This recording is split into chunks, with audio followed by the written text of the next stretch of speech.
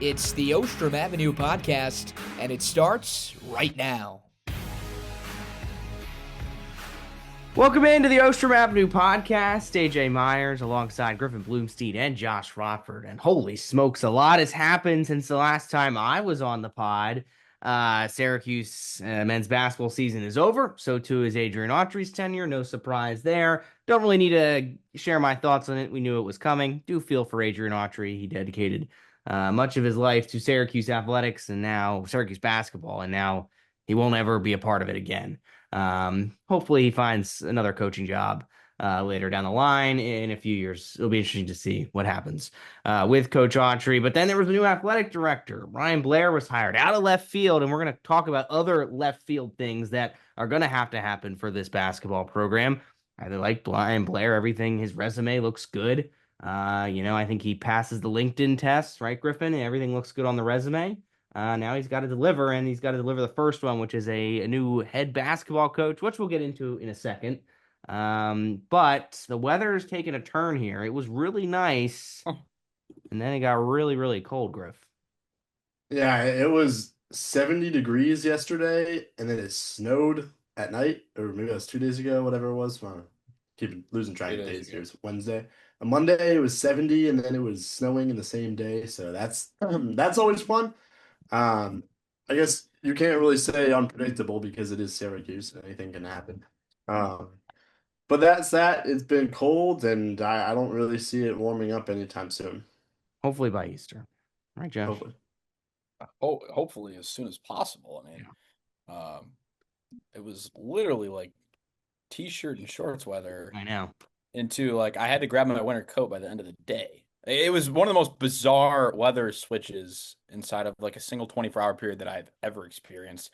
That doesn't include like getting on a plane and flying from Florida to Michigan. Like it was literally insane. I couldn't believe it. Yeah, that's that Monday. You were recording this Wednesday evening. Monday, it was beautiful in the morning, and then by night it was snowing and freezing cold. That's what you get in Syracuse, and you're also going to get a new head basketball coach for the men's team, as we've alluded to, and we'll get right into the big news. I don't know how many people knew his name before last night, but Jeff Goodman, he works for the Field of 68, right? Came out with a report that said everybody's top target, Ryan Hodgson, turned down the Syracuse job. Didn't really specify what he turned down, if he turned down an official offer, but he said he's not interested. It was then followed up by our good friend Mike Waters. He also reported the same thing. So it seems like Hodgson is out. I'm like, okay, sure, maybe he is out. But I will say, like, I don't know if he's turned down anything official yet. And also, South Florida's season's not over. So I think it's worth putting a pause on it slightly. I mean, I would be maybe a surprise because of how reported it's been if something changed. But I was shocked that this came out before South Florida's season ended. This could also just be agent talk. The agent is trying to work out the best deal for his client, and clearly he sees Syracuse doesn't have a lot of money. And if you ask Jim Boeheim, Syracuse is broke because all he said during the ACC tournament was that this university has no NIL budget, essentially. And that's now the reason why they couldn't land Hodgson. Of course, I think it's also worth noting that St. Louis, their head coach, Josh Schertz, he just signed a big contract with St. Louis. Could South Florida be doing something similar? These lower schools, they now have bigger budgets too, thanks to NIL. All they need is really one donor to kick in or one NIL fund to kick in, and they can retain these top coaches. But Griffin, this is a dent if you can't land Hodgson. But also, there are other people, believe it or not, that can coach basketball. So yes, it's disappointing, but I'm not like, oh no, Syracuse is doomed for the next 20 years. Like, other people can coach basketball. Yes, they can. I do think this is a big deal, and I do think this is a big problem. Not necessarily because he's not coming, but because you have a coach that is coaching at a non-power conference school saying no to Syracuse men's basketball, which in the past 40, 50 years has been one of the better programs in college basketball history. And so if you have a guy that his biggest job is South Florida saying no to Syracuse, when the only other semi-good job is Providence, that's alarming. Does Syracuse not have the budget? Clearly not. No. Clearly. And that was something that I thought could be fixed this offseason. You could go get more money. But clearly, Syracuse is still one, two, maybe three or four steps behind a lot of the other good basketball schools. Providence doesn't have a football team, so No. they can spend the majority of their NIL on basketball. The rev share money is going to basketball and hockey and some other Olympic sports.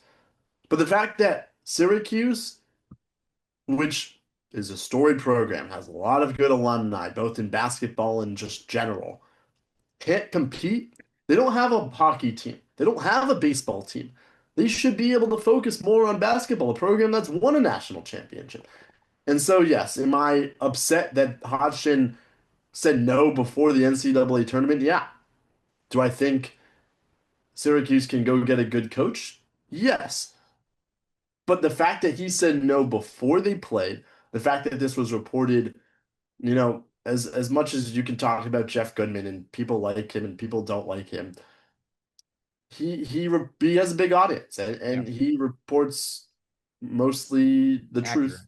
Yeah, exactly. Mostly true. Mostly. I mean, there's some people that don't care for him. I'm not going to give my opinion. But when you have someone as big of a platform like he does saying that Syracuse isn't ready, doesn't have the resources, and Brian Hodgson won't even come, won't even say he hasn't said no to USF, he hasn't said no to Providence, he's only said no to Syracuse. That is alarming. Yeah, I thought the timing of it was really odd. Certainly. I don't know how deep into conversations you would have been to generate a real understanding of, is he going to come versus is he going to stay at USF versus is he going to go to Providence? I don't understand how a coach with their season, with the most important game of his life still in front of him, like they're still focused on beating Louisville tomorrow. I don't understand how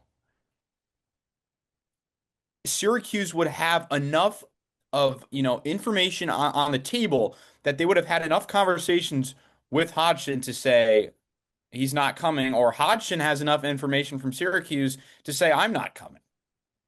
Is it too much tampering? Are they trying to get a little too intimate with him right now while he's busy with the most important game of the season? Is Syracuse trying to push the checkbook and Hodgson saying, "Whoa, whoa, whoa, slow down. Like I got to focus on finishing this season." And they did it just one too many times, and now he said, "I'm not coming anymore. Like forget about it." Like there's some aspect of time that really just isn't adding up for me entirely. Goodman also said that the financial package needs to be upped for whoever they go after. So I could very well see that maybe, the new athletic director, the new chancellor, get Hodgson on the phone. They basically lay out, here's what's going to happen at the end of the year. You're gonna come over here and we're gonna give you this much money. And Hodgson was insulted. There's a possibility they offered him $2 million a year to come coach the team, or Hodgson's looking for four. Syracuse, Autry was kind of in the middle of the pack to lower in the conference in terms of salary when he was here, as far as I understand. So, maybe they're not looking to spend an astronomically high amount on Hodgson, and he took that as a sign that this isn't the job for him.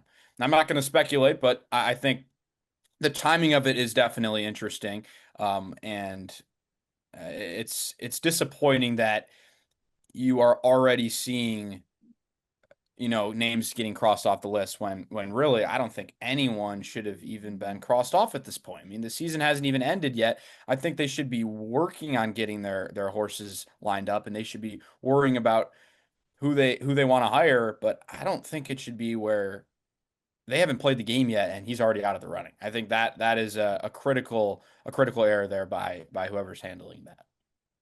I disagree with you on that. I think in this world of college sports, I think you have to be aggressive and you have to be up in front early. Syracuse is definitely talking with multiple coaches that, well, I guess maybe only one now that are still in the tournament, but you have to, like, I guarantee you Providence has been talking to him the same amount. Like that's the fact of the matter. When you have in a position that's as important as your head coaching job at a power conference, you need to be talking to the next head coach, even if he is still coaching in March Madness. Like you've seen it time and again when Tobin Anderson won that big game a couple years ago. He got the Iona job like the next morning. Like they announced it the next morning. So that's just how it works. I don't think they were too aggressive. I just think they couldn't compete, which is just sad. Well, that's sad because I think then Syracuse athletics is at a whole at a major disadvantage, and this is a serious problem then because if they can't compete with Providence for one of the not even the top one of the better non-power 4 non-power 5 coaches, they are at a serious disadvantage, and this is going to get a lot worse before it gets better. I I will agree. say that they either Yeah. need to make a decision to increase the NIL astronomically to be in the top three in the ACC, especially for basketball, or it's going to be more of the same. We're going to get the same product that we saw this season. And I think that was one of the biggest reasons to bring in Brian Blair as the new athletic director because of his history, what he did at his previous stop in bringing in a big NIL budget for a non-power 4 or 5 school. So I think that was a backing there. And I also find interesting with this report from Goodman, it also implies that Blair, who has been here for less than a week, and I'm assuming with John Wildhack, cooked up a contract rather quickly. So I think that's interesting too. And again, that's where I would just maybe not pump the brakes, but just be like, hold off. Like nothing's happened yet. Hodgson has not extended a contract in South Florida, and he still hasn't, accepted a contract elsewhere or accepted a team elsewhere. So yes, while it seems like he's turned it down, I mean, I wouldn't be shocked if something changed. Who knows? We'll have to wait and find out. But now the name everyone's pointing to is, of course, Gary McNamara, who I got to say, all he's got to do is beat Duke and he has a job. I think if he beats Duke on Thursday, he's got the job. Not saying that's going to happen. I would not be terribly upset if Gary McNamara got the job.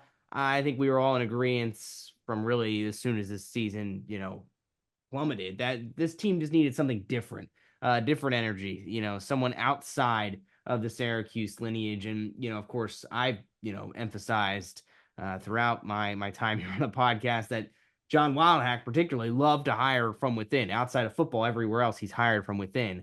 Now, with this basketball program, does he do that one last time? Of course, in working with, of course, the new athletic director, Brian Blair. The only thing is, though, with McNamara, this is the only window to get him.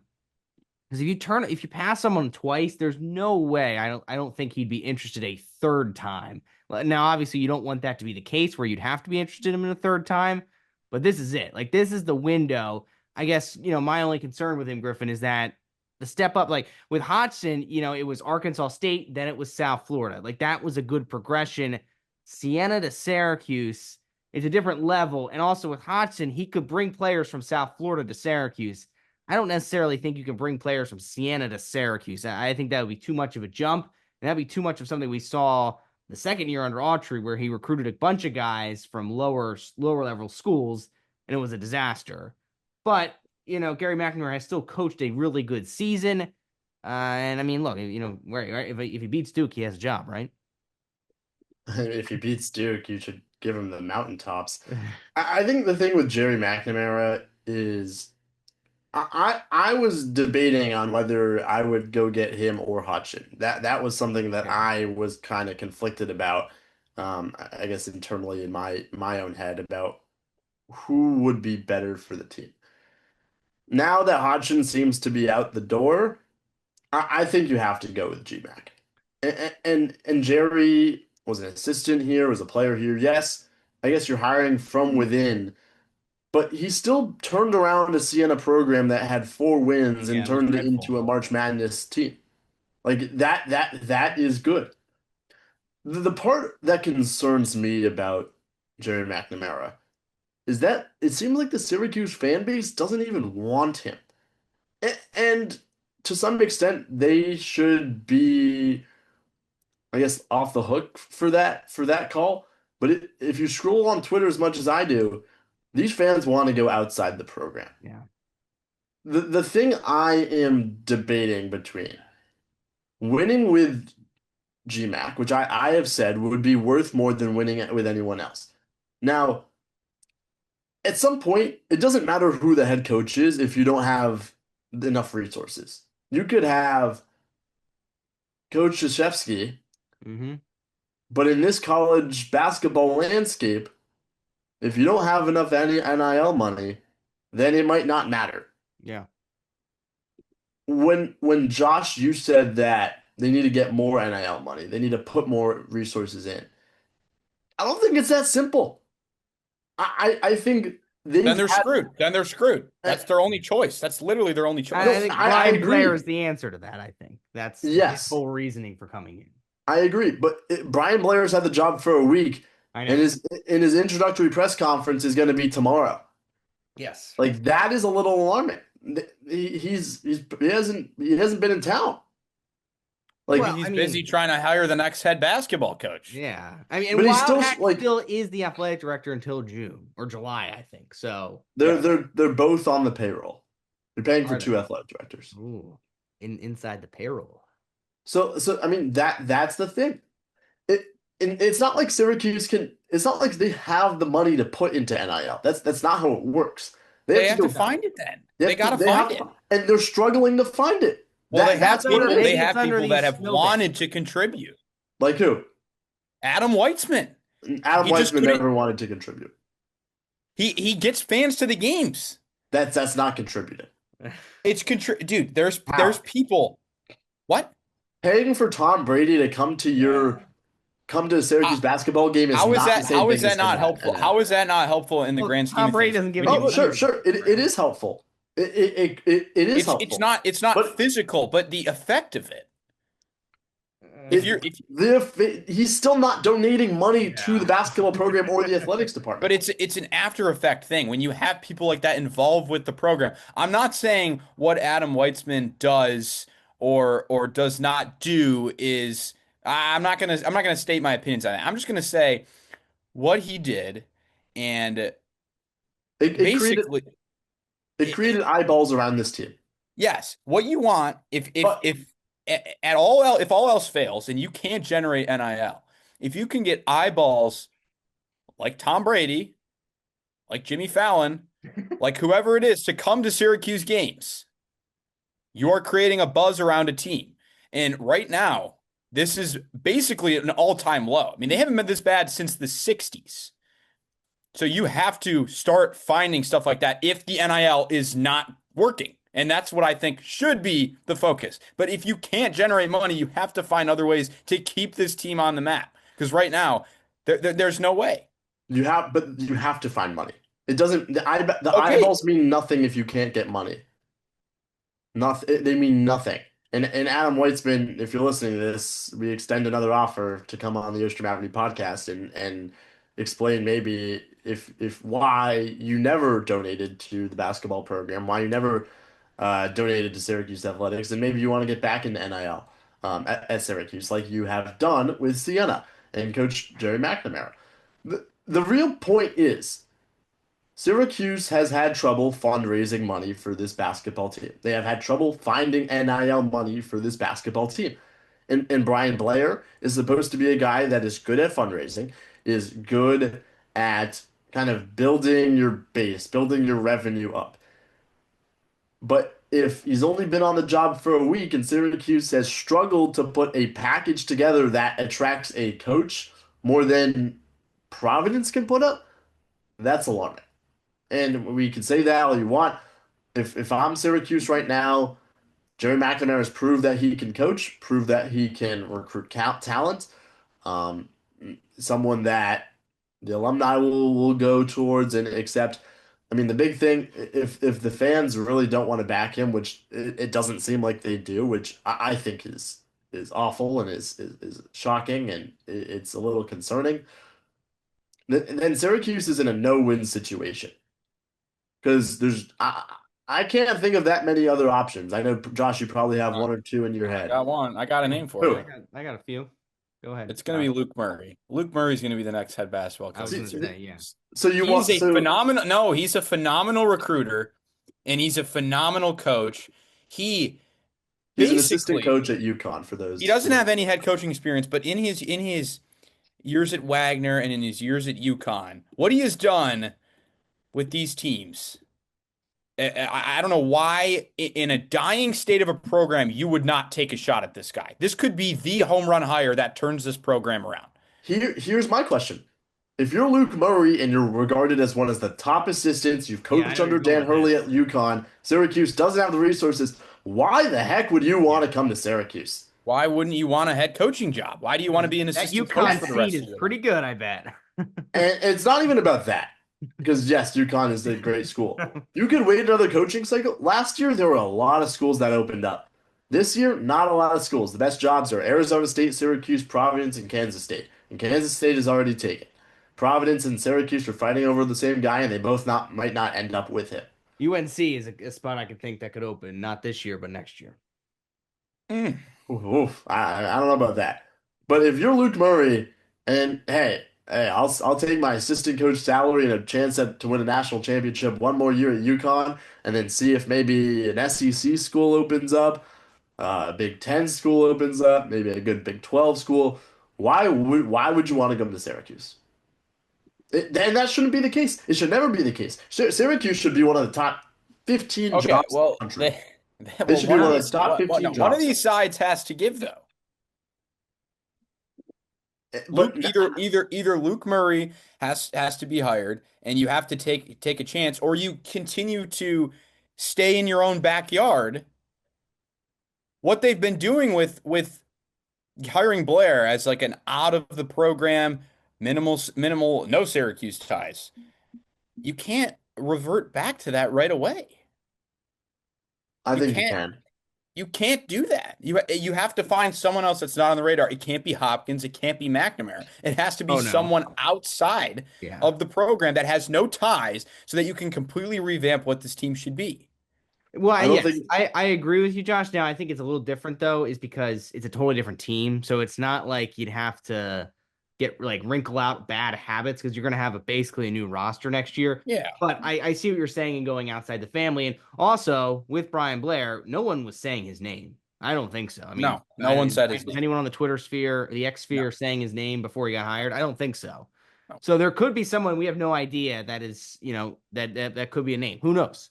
And who knows how good of hiring Brian Blair is. I mean, this is test number one. And again, he's doing this with John Wildhack, which I think is important to note. It'll be interesting. It's gonna be interesting when timing is going to be very, very interesting to me. Is it once a coach is out of the tournament? Is it a month later? That will be very interesting. Plenty of names to talk about, to discuss about. The Ostrom Avenue podcast will have you covered with it all, no matter who it is, for the next head coach of Syracuse men's basketball. But for the women's team, they are focused on the tournament. They did get that tournament bid. It was kind of exactly where we thought they would fall, and they're going to be. They got a tough test this weekend against they're the 9 seed. Iowa State is the 8th seed. They're in Stores, Connecticut, because where else would they have gone? That's where the committee basically seemingly liked them since early January. Big knock though for them though, Griffin, is Dominique Darius. She got hurt in the ACC tournament, had to have surgery, so she's not going to be available for the entire tournament. That's a lot of offense you're losing. That's going to put even more pressure on the likes of Sophie Burrows and Layla Filia. Yeah, it really stinks. I think that UConn's always going to be a tough beat, but you would have had a really really good chance in winning with Dominique Darius and winning the first game. Obviously, Yeah. I think Syracuse can still do it. They can still beat Iowa State. Audie Crooks is their best player, one of the best players in the country. She's a really fun player to watch. It'll be a good matchup with her versus Uche Izoje. It's good. Coach Jack has this team winning 20 games and making the tournament. Like that should be the standard. Hopefully Syracuse can get out of this 8-9 seed next year and build forward. I think for this team, like you win this game and that would conclude another good season under Coach Jack. I think doing it, especially with kind of what was happening in the beginning of the season. We held Sophie Burrows to a really high standard, and she struggled out of the gate. Only shot 31% from three this season, but she made strides, definitely got better over the course of the season. You didn't really know what this team was going to give you. And the fact that they made the NCAA tournament as a 9 seed. Like a lot of credit to Coach Jack. Um, in a season where the men's team was talked about a lot, this team definitely deserved to be talked about a lot more. Yeah, 100%. Yeah, I think it's a tough draw, right? Already with Darius out, it's a pretty tough matchup. But I mean, Audie Crooks and Uche Izoje is going to be a good matchup. But I do think Iowa State has a severe upper hand here because I think Izoje is going to be she's going to be really she's going to have to be really perfect on defense because Crooks is really probably the best interior scorer in all of college basketball. And she's had some Izoje's had some foul trouble throughout the season. So Iowa State really all they have to do is attack Izoje early, get her in foul trouble, and it's going to really wrap up the game from there. Because I mean this is a game that's going to be ultimately defined by that matchup. So whoever can, if Izoje can somehow get Crooks in foul trouble, she doesn't play much defense. If Izoje can get her in foul trouble and kind of reverse it on her, maybe this team can hang around. But I don't see that really happening. This is a one of the more tougher matchups they would have, and then obviously if they do win, that date with UConn on Monday night would be it'd be about 20 times tougher than any fight Iowa State would give them. But obviously they're still in it, and I think they had a great season, and I was happy that the season played out the way it did. I was super high on this team. I don't even think they achieved their full ceiling. I thought this team could have won a couple more games and could have even gotten themselves a 5 or a 6 seed, and maybe could have earned a couple more games, maybe another weekend in the NCAA tournament, but nothing to hang their heads at, and a phenomenal year for them. Certainly, it really is needed that one quad one win. One or Yeah. two could have gotten them out of that tricky range. Still got to play the game. I'm never doubting a team that's coached by Felicia Leggett-Jack. You can never count her teams out, but they certainly need more scoring from Layla Filia. She can't go 3 of 14 again. That's what she went last time out against Louisville, and got to have more than 12 points as well. Sophie Burrows went 4 of 14, 2 of 10 from 3-point land. As well. So yes, Uche Zoje is gonna, you'll need her scoring bulk, but you need those supporting cast, especially those guards, to step up as well. That's 5:30 on Saturday, and a team that is finally coming back home is the men's lacrosse team after this big road trip that was well documented. In the end, they come back with a winning record after they sneak by. I mean, every game the team is playing this year, it's always close. It's always a little nervy, even against Air Force on last Thursday, 17-11. I don't say it was super comfortable. It was comfortable at the end, but maybe not super comfortable. And Griffin Denver gave the Orange all they could handle, 13-12. I definitely like the way this team is learning how to close out late games, but you're still waiting for some really convincing performances. Really, even Maryland was really convincing, but it seems like since then it's kind of dipped down in performances since that game, which was now way back in early February. It's been interesting the way that this team has played. They've had a different, I guess, tone to them in every single game of this road trip. Like the first 2 games were chalked up, tough losses. You weren't really ready to have that, to be on the road that early. Hopkins and Penn. Penn game was way too close for comfort. Syracuse should have handled them a little better. Hopkins, Syracuse, they played well and they kind of controlled the game the whole way. And then once you get to this Colorado trip, okay, Air Force, not that great of a team. Altitude, how is that going to play into effect? And Syracuse, um, didn't have a control as much in the first half. The second half, they kind of ran away with it. Um, and then obviously Denver, they commanded most of the game, and then Denver in the fourth quarter pulled away. So it was just an interesting trip. 4-2, if I had to say that at the beginning, I would be like, okay, fine. You get 4-2 on that road trip, and you can come home and get back into the dome, but also play a tough schedule. Uh, Looking back, should they have an extra win on the record? Probably. I'm not too much alarmed. They are ranked number 2 in RPI. That came out today. I know AJ, you're a big fan of the lacrosse RPI. So that's interesting. the fact that they're above Harvard. Harvard's, I think, ranked 10 in RPI for men's lacrosse, so that's interesting. Um, Princeton's ranked number one. The big test will be the next two games. Can Syracuse take care of business against two ranked teams at home? Georgetown, who started the season ranked number five, have had some struggles. They're now ranked number 13. And then you play Duke at home. Duke's always a good team. They always give Syracuse trouble at home. So that'll be another interesting game where you have two of these squads. Georgetown, they haven't beaten a ranked opponent this season. They haven't won a game on the road this season. So that will be interesting. And then once you get to Duke, you know, John Danowski is a good coach. We'll probably have him on the Ostrom Avenue podcast next week. He's a big friend of the program. So it'll be interesting. Syracuse, they have some work to do. Joey now second place in points. This team, I think this team's on the right track. My confidence hasn't wavered too much.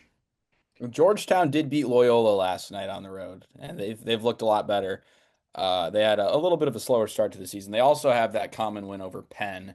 They beat Oh, yeah, Penn they the beat weekend Penn. before. Syracuse went down there and beat them by 3 goals. And Penn was ranked after that game. So maybe not a ranked win, but definitely a solid team, and that they're definitely going to give Syracuse a fight. I thought at the start of the trip, I was thinking this is an epic fail. Like they lost their first 2 games. They're going to need to win out in order to make this trip a success, right? 3-3 would be a fail in my opinion. You can't really afford to go 500 and for the rest of the season and make the tournament. Like that's just not how it works. But they figured it out. They stepped up. I do think there's a little bit of concern right now with the inconsistencies of this offense. I mean, you look at the first game on the road trip, Harvard.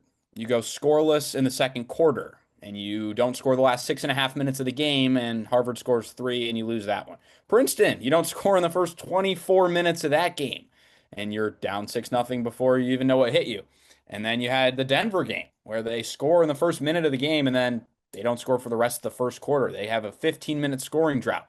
So the inconsistency is probably going to come as the season rolls on, but you'd really prefer to see them kind of sharpen that down the stretch, and a little bit of an easier draw here the last three after playing the three Ivies, but definitely some cause for concern. I think they can fall asleep sometimes. They are a little bit lazy on offense. Definitely less in the Denver game than in games past. I mean, you had Finn Thompson right off the bat knocks the ball out of Grayson Manning's hands and out of his stick and finds Peyton Anderson for a quick goal. It was moments like that. Billy Dwan taking advantage of Manning out of the net and fires from midfield and scores a long pull goal. So I think you're starting to see some of those get cleaned up, but still not entirely sure why we're still seeing some of these 15, 20-minute droughts this late into the season.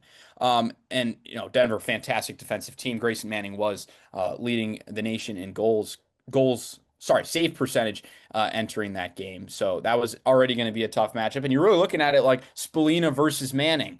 Well, Spallina only puts up 2 points and you still win the game. And I think that's going to be the story of the season. And what we thought it was going to be coming in is Spallina can be a playmaker, but there's so much talent on this team that surrounds him that Syracuse should be fine regardless if Spallina has a 0 or a 1 point game, because you have guys like Luke Roa putting up 4 goals. Finn Thompson has scored multiple goals all 6 games of that road trip. So there's really just a lot of mouths to feed on this offense, and it seems like they're doing just a fine job of making sure everyone is involved. Excited for the Georgetown game, though. They lost the last match, but I believe it was 2021. They lost by 10 goals. So they're looking for some revenge. Not obviously any of these players playing in that game, but certainly a chance to continue this hot streak. And this team came out at second in the RPI today. So this team in a good spot right now with about a month and a half left to play in the regular season. Josh took the words right out of my mouth. I say the RPI. I'm the RPI guy, as you mentioned. Syracuse second, right behind Princeton in that all-important lacrosse RPI. Forget about, we love inside lacrosse, but their rankings. We love inside lacrosse. Their rankings are very confusing, especially this year. We're going to talk women's lacrosse, but I was going to get to this at the end. This is my last episode on the Ostrom Avenue podcast, and one of my favorite debates I had in my 3 years was with Griffin and Georgetown, whether or not This is a rivalry. So come on, Griffin. Is Sunday's game a rivalry? No, it is Oh. not. Unfortunately not. I still think Syracuse should play Georgetown in basketball. I still think Agreed. that should Every year. I think that should happen. I think people who don't want to see it, people like to say, keep it in the past, keep it in the past. But I'm saying, hey, Syracuse needs a rival in basketball. Pitt is a fake rival. Boston College is a BC's fake big. rival. Get them out of here. Bring back Georgetown. People want Syracuse to rejoin the Big East, so might as well keep No. one Big East tradition. Um, but there's only so much you can do, and Yeah. If people want Syracuse to have NIL money, they should not go anywhere near the Big East. well, unless you want to drop football. Yeah, which I don't think you want to do. Syracuse and Georgetown, that's at 1 p.m. On Sunday against it's a 13th ranked Georgetown side. To the hottest team on campus, though, that is women's lacrosse. Talk about a turnaround. And not that they were struggling to start the season, because when you play three top 10 ranked teams in the country, that's not an easy way to start. But since that narrow defeat to the number one team in the country, North Carolina, this team has rattled off now six, correct with that? 6 straight wins? Yeah, 6 straight W's. They just picked up another one against another top 10 ranked team in the country in Yale, 6-5. I mean, got to pat Reggie Thorpe here on the back, Griffin. I mean, he's done some really nice things with this team. And, this schedule, we were all saying, like, holy smokes, it's a hard start. But now that's kind of the runway. The game, there's still tough games, of course, but it's nothing like the start of the season. Yeah, no. I mean, the fact that you played the top three teams in the first three games, then you still had two top five Yeah. games like that early in the season, it is fun and challenging. The fact that Syracuse beat Northwestern, it was number four, and Yale, it was number five, that's really promising. A road Northwestern game. It's hard to win in Evanston. I know the game was played indoors and was played in like a bubble. But still, like that's a hard game to win. Obviously, you had the whole Olivia Adamson drama maybe in there as well. But it was nice to see that Coach Thorpe is getting some quality wins. And that doesn't change. And then you still play another top 20 team in Virginia on Saturday. And that's a big game for Virginia. It's their 50th anniversary of their team being founded, and it's playing at the football stadium, which is kind of cool. So that'll be an interesting game. We Rick Beardsley told us, watch out for this women's lacrosse team. Yeah, Watch he out did. for Danielle Guyette, who had a great game against Yale. Probably the only reason why Syracuse won that game. All this there's some chatter about goalies not even Oh, mattering, and Oh God. I'm not gonna call out some people, but oh I goodness. think those takes are objectively awful. Big game for Dan Guyette, and the Orange take care of business against Yale, and now carry the momentum. Maybe I mean, the rest of their schedule is good. They don't play like a top 10 team the rest of the way, right, as of right now. But this could be the year they finally beat BC. BC hasn't looked that great, A gap year for the Eagles? I know, which is kind of crazy. Um, so this would be fun. I think this Syracuse women's lacrosse team might be one to look out for. There's not like that star player they've No. had the last Point. 5-6 years. Oh, come on. But Molly Guzik is very good. I would say she's the star of the team. I would say She she just is scored too. 6 goals at Northwestern. But she's not like she doesn't have the name recognition or the star A power as like sophomore. Griff, she's a sophomore, bro. I know, but the Carnies, the Ward, I'm a Ward, they had some power to them. Like I don't Molly Guzik hasn't reached that level yet. She might be on her way there, but I think this team is a well-rounded team. They're very deep, and I think And that's they're what young. And they're young. AJ, I'm not going to stand for that. He said there's no star on this team. I disagree. All right. I think Molly Guzik is certainly the star of this team. Already 25 goals on the season for Molly Guzik. This Yale win was huge, by the way. Yale was and probably still after this game. I mean, it was 6-5. There was like an entire quarter without goals until late in that third quarter. Yale comes into this game allowing 5 goals a game, and you knew it was going to take at least 5 goals to beat them because they have been very stout defensively. And Syracuse edges Yale 6-5. I know a lot of the players were talking about last season and how they knocked him out of the tournament and they lost to him twice and how that was a big motivating factor. And the Orange Faithful showed out. Over 2,200 people in the Dome for a Tuesday game at 4:30 in the afternoon. I mean, there's definitely something to be said for that. I think fans are really starting to come around to this team after that. A little bit of a slower start. I mean, obviously you don't want to dig yourself a hole. Scheduling the top 3 teams in the country at the start of the year certainly doesn't help you out, but it looks like AJ and Griffin, it worked because after playing the best of the best, Syracuse has handled everyone. 9 opponents on this season now, and 6 of those 9 opponents have posted season lows in goals when they play against Syracuse. So that is definitely something to be said for Reggie Thorpe, specifically the defensive end on this team. And I think they keep rolling. I mean, they're hot right now. They got a nice little 2-game road trip coming up. They've been in the Dome for most of March, and they get to hit the road here in the back half. And I think we're looking at a team that's probably going to be in contention for the ACC title. I mean, UNC probably runs away with it, but I mean, Syracuse could very well win a couple more games. If UNC falters, Syracuse could very well be playing for the ACC championship at the end of this year. And I think the way they're playing right now, they're certainly going to earn a bid into the NCAA tournament.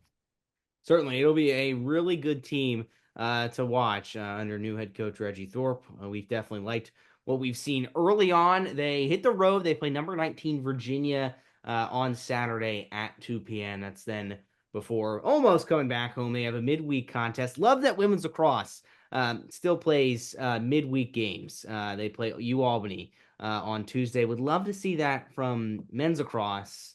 And my parting rant, and I want to get your guys' thoughts on this. I don't know if there's really an opinion, is that with men's lacrosse right now, it is too hard to watch the damn games. Oh. I'm so glad we have WAER because I would have had no way of watching yesterday. I had no way of watching Syracuse versus Denver because I do not live in Denver. And it was a game that was only on a Denver sports network. Thank goodness I have 88.3. I had a fantastic time listening to the game. But right now, number 1 Notre Dame, number 1 Richmond, number 2 Richmond, it does not have a TV. That game does not have a TV provider right now because Notre Dame's spring game is on the same day. And if people don't know this, NBC Peacock runs Notre Dame essentially television-wise. So their focus is on the spring game. So there is no one that is picking up that game right now. And that could be a similar problem for Syracuse and Notre Dame because, I'm sorry, I flipped it around. Syracuse, Notre Dame, that's when Notre Dame's spring game is. I'm not sure why no one is going to be airing this Notre Dame-Richmond game. But it's just, it's absurd how hard it is to watch lacrosse. And everyone's like, oh, well, ESPN has all these other things to broadcast. There's other networks that are just not ESPN. Other networks broadcast games. I'm looking at Fox, CBS, even YouTube. Look what the NFL did. The NFL puts games on YouTube and Netflix. Why can lacrosse not get a big TV deal for these games? Because they're very entertaining. And yes, I know, it's only in the Northeast people care about lacrosse. And, of course, you have the few West Coast, or not West Coast teams out West, and then Duke and North Carolina, basically. But college baseball is a Southern thing. That's all in the South and out West. That's not a Northeast thing. So they could definitely make it work. They just got to get a TV deal. And it does not have to be with ESPN.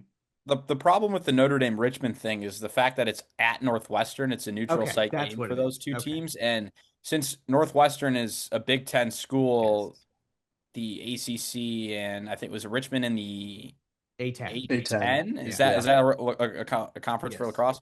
I don't think either team has really said, or either conference has really said, we're going to send our network there to cover this game, which I agree with you, AJ, is a massive problem. If you have 2 undefeated teams that are the number 1 and number 2 team in the country and it's not being broadcast live, I don't think you can even make an argument anymore for how awfully bad college lacrosse continues to shoot itself in the foot. And that goes with the Syracuse-Denver game and all of the other games where you have to pay $16 to watch a single game of lacrosse. And that's it. Like there's so many examples, and I think this would just continue to be another example of why can't lacrosse just seem to figure it out and either make one network, we get an Inside Lacrosse network where all of these games are streamed on the same thing, and it's $20 a month to watch every single game. I don't know why it can't be done. And then, of course, you I have agree. the Penn State. Before you go, Griff, you had the Penn State North Carolina debacle where the play-by-play is just awful integrity for lacrosse too. That he doesn't like Booker Corrigan. No, apparently, they were doing the replays, which is awful. Over to you, Griff. He did say he wasn't doing it. He didn't have an effect on it. Okay. I don't know. It's hard because in a sport like lacrosse, which is trying to grow, it's a great sport to watch. It shouldn't be this way. Like it should be easy. It should be accessible, and it's just shooting itself in the foot. And it's sad because, we all love this sport, and there's a lot of people that do as well. And so we just want to see other people appreciate lacrosse, just as much as we appreciate AJ Myers, who's spent, 2 years on this podcast, has dedicated his life and soul to everything Ostrom Avenue podcast related. It's his final episode, but we'll be thinking of you, AJ, as we talk about this lacrosse team and whoever the heck the new basketball coach is, and maybe they don't even hire a basketball coach. Maybe they bring AJ in. And I was gonna say maybe AJ leaves the podcast because he's getting the gig as Syracuse head basketball. Yeah, no, don't need some weird timing that he's just deciding to leave. Yeah, no, don't need to start that rumor. I did some little researching for myself. I had 82 episodes of the Ostrom Avenue podcast. Loved all 82 of them.